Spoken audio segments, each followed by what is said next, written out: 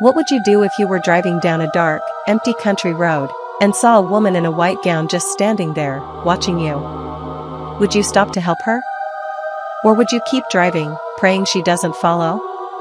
This isn't some urban legend.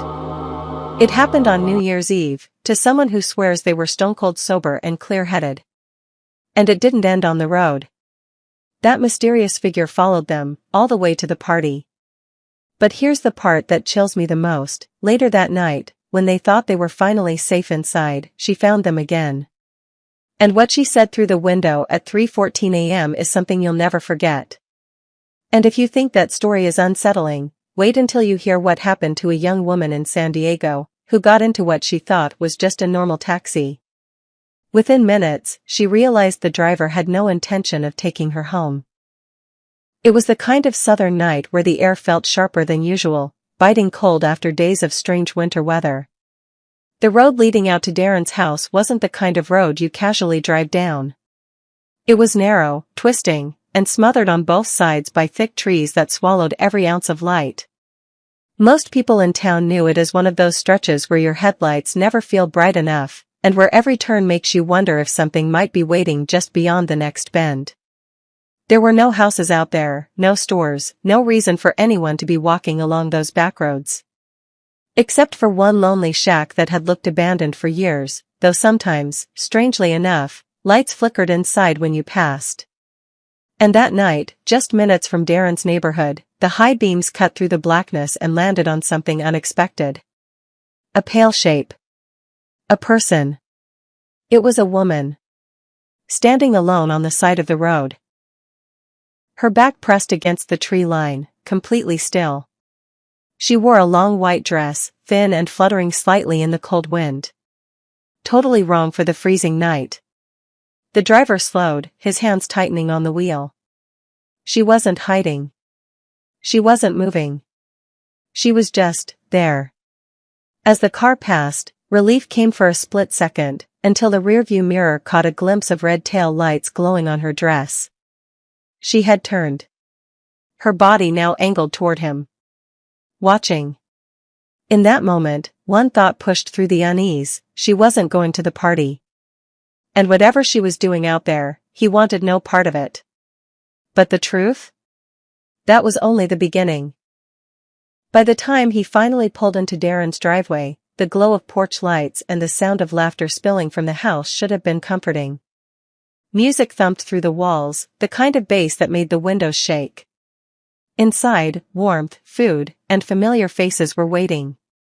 But instead of relief, there was only that crawling sensation at the back of his neck, the feeling that something had followed him here. He parked, stepped out, and forced himself to look down the street. Nothing.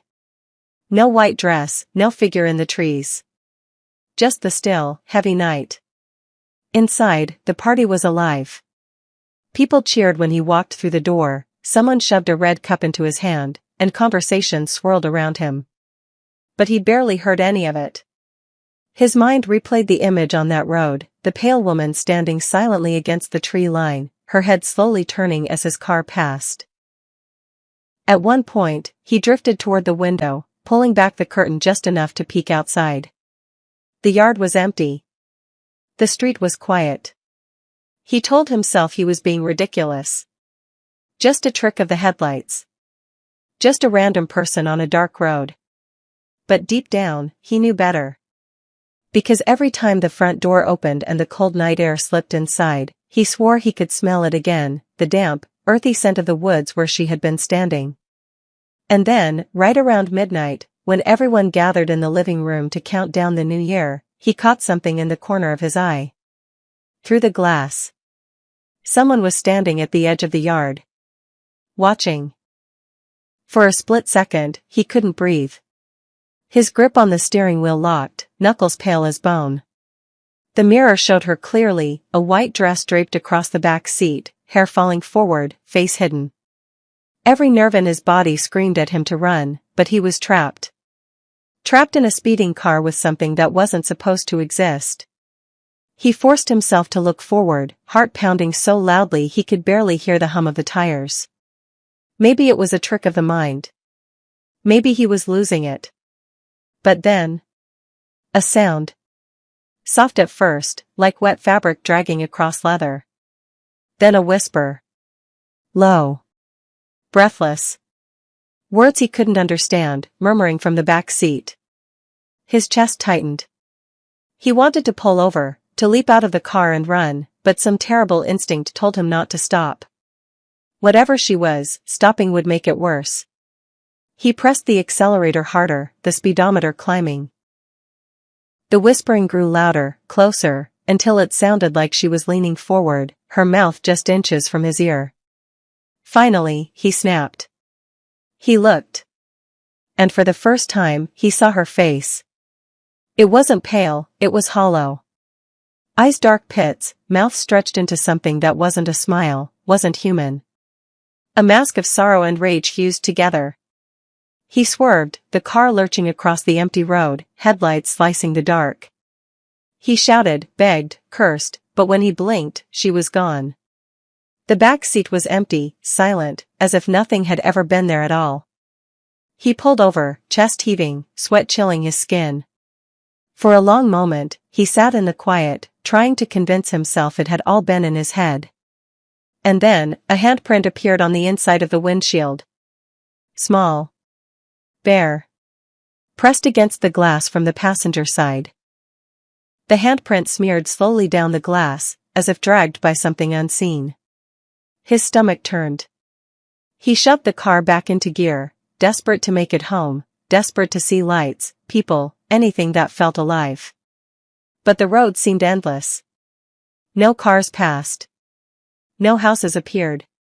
Just mile after mile of darkness pressing against his headlights. And then, out of nowhere, a figure appeared ahead. He slammed the brakes, tires screaming against asphalt.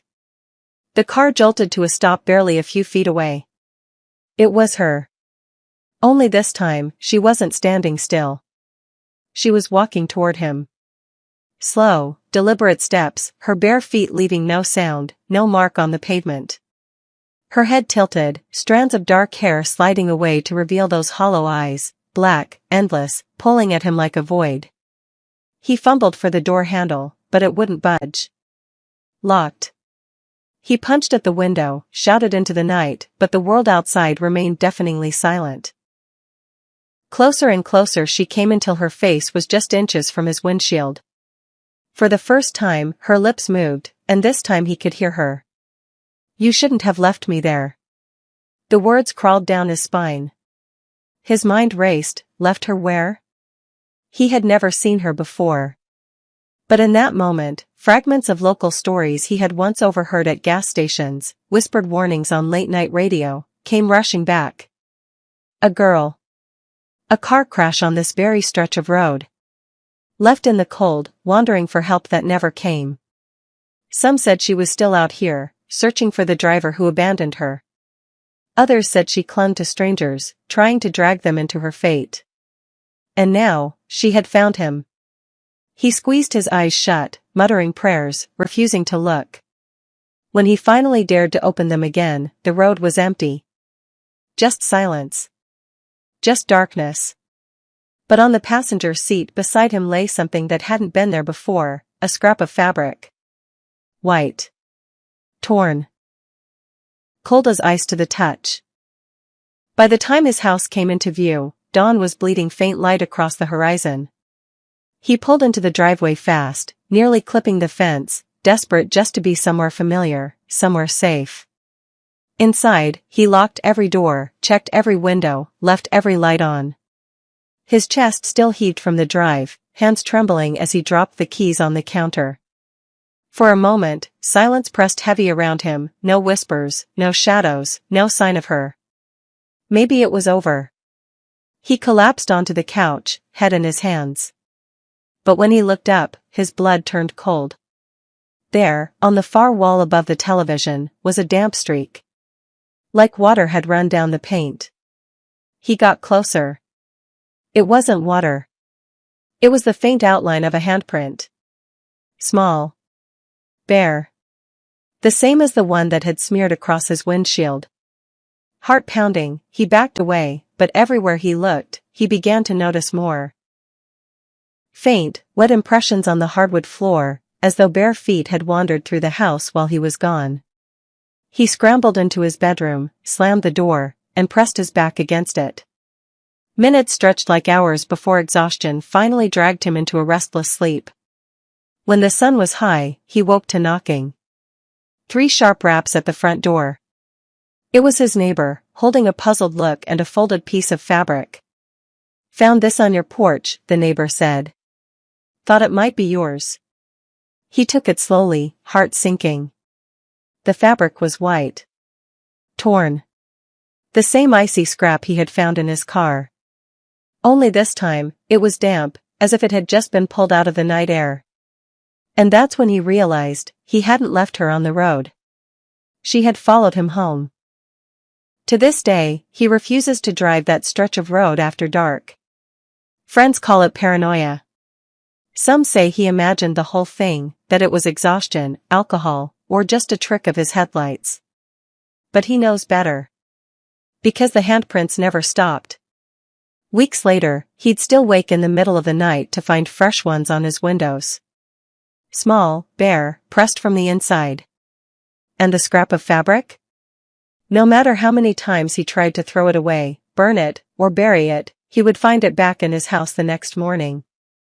Locals whisper that she's still out there, waiting for drivers who don't believe the stories, appearing in their headlights, stepping into their cars, and following them home.